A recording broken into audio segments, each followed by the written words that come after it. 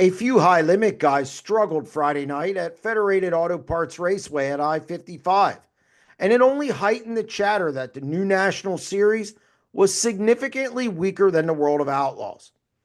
We refute that notion on today's edition of the Sprint Car Unlimited 90 at 9. You know, I have to chuckle when I hear people say that the World of Outlaws is way ahead of high limit. It's even more ludicrous when these same fans and even people in the industry compare Brad Sweet's group to the old All Stars. The latter statement just shows a lack of knowledge when it comes to history. So, can we please keep it to the high limit World of Outlaws debate, please? It's interesting that people have this prisoner of the moment attitude. Whatever happens in the last race or weekend seems to be gospel. I prefer a larger sample size when making these comparisons or even judging talent. And because of that, I feel the two groups are pretty close. So, I did a deep dive into the numbers to back up my theory. A year ago, High Limit and World of Outlaws regulars raced at the same track on the same night in 24 events. By that, I mean most of the rosters were in attendance.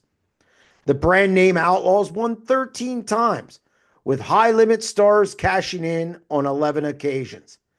The Outlaws held a 56-40 edge in top 5 finishes, but that is still pretty respectable and close. The rosters haven't changed much heading into 2025. Corey Day is gone from High Limit, but he's been replaced by Aaron Reitzel, who is pretty good. The biggest change on either side at this point is James McFadden, who returned to Australia. The Outlaws remain pretty much intact.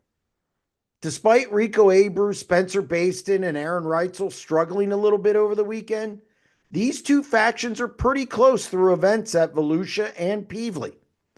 The top 5 finishes are 9-8 in favor of the World of Outlaws. It should also be noted that Reitzel and Abreu bounced back for top 5 finishes on Saturday night, but nobody wants to talk about that.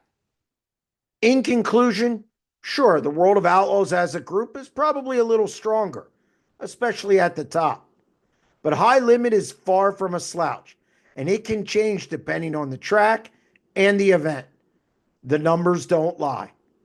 That's going to wrap up this edition of the Sprint Car Unlimited 90 at 9, and we'll be back tomorrow. Stay tuned.